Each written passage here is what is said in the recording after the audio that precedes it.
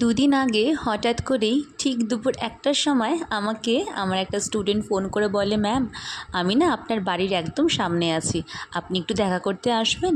আমি বললাম, আমি দেখা করতে আসবো মানে? তোরা যখন এসেছিস আমার বাড়িতে আসবি, একদম কথা শুনবো না। তোরা তিনজনে মিলে হঠাৎ করে আমার বাড়িতে চলে এসেছে। আমি কিছুদিন আগে একটা একাডেমিতে ইংলিশ টিচার হিসাবে আমি জব করছিলাম।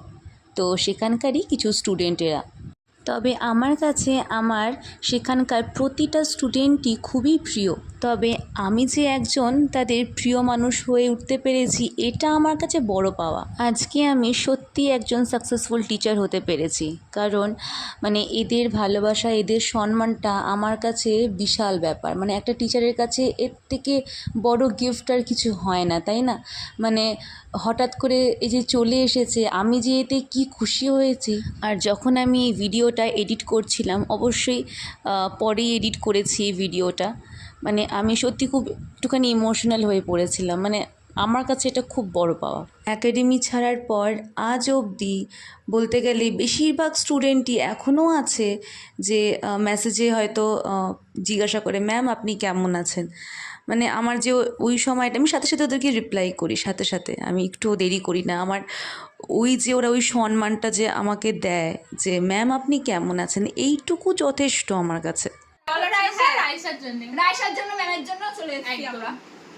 থ্যাংক ইউ এইটাই বড় পাওয়া একটা টিচারের জন্য, এটাই বড় পাওয়া। আর কিছু দরকার পড়ে না, কোনো গিফট কোনো কিছুতে খুশি করতে পারে না। যে তোরা দেখা করতে এসেছি, সেটাই বিশাল বড় ব্যাপার আমার জন্য।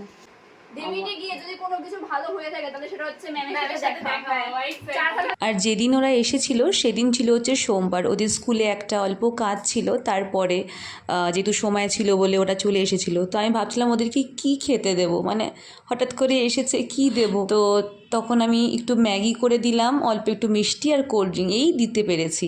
তো মাকে বলে দে কি হবে বললে।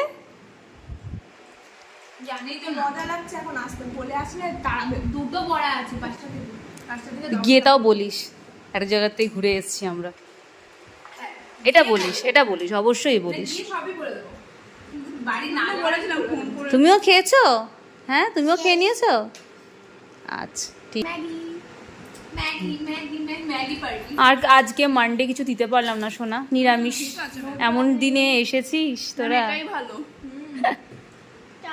আপনার সাথে দেখা করাটা মেইন ব্যাপার ছিল। Yes, main thing. ওটা হয়েছে পেট ভরে গেছে, দেখা করে পেট ভরে গেছে। ওরে বাবা, কত প্রশংসা! বাবা, গর্বে বুক ফুলে যাচ্ছে আমার।